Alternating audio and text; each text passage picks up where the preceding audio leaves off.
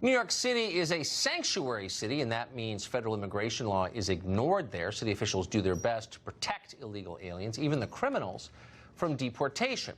New York has created its own category of immigration laws that target not people who are here illegally, but people who are born here like you. For example, a new decree from the New York Human Rights Commission says that ordinary people can be fined up to $250,000 if they use language that illegal immigrants don't like.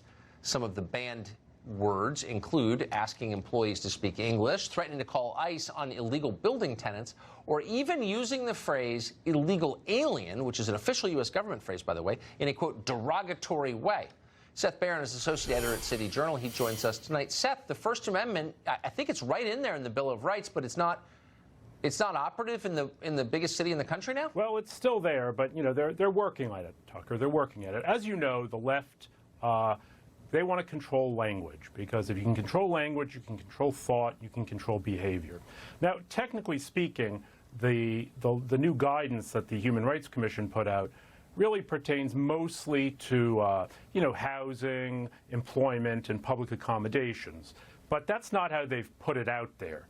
They have put it out, as you said, that using the word illegal alien in a very broad context is illegal and could get you fined. But I don't understand. I mean, the First Amendment has been interpreted repeatedly by the Supreme Court and definitively in 1967 to protect all speech except imminent calls to violence. So how in the world does New York get around that?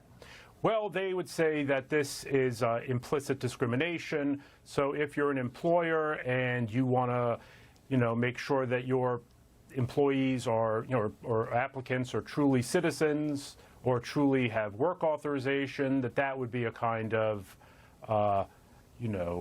disparate impact. It's a wide-ranging assault. I'll agree with you there. It's fascism. So what if I take the train up to New York tomorrow and just stand in Times Square with a bullhorn using the phrase illegal alien? That would probably actually get you in trouble, because part of the law does cover, I can't remember exactly what the term is, like threatening intent or something, basically discriminatory intent. So yes, if you're posing any kind, if someone could interpret that as a threat to their safety or a threat of violence, then you could get in trouble, yes. Right. So this is how it begins. The left conflating speech with violence. I don't agree with what you're saying, therefore I feel threatened, therefore you're not allowed to exercise your First Amendment right. I mean, that's authoritarian.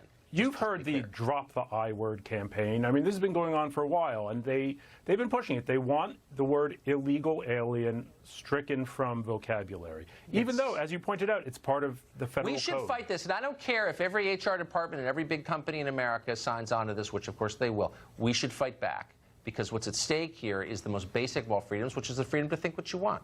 Agreed. Yep, agreed. Seth, great to see you tonight. Thank you. Thanks, Tucker.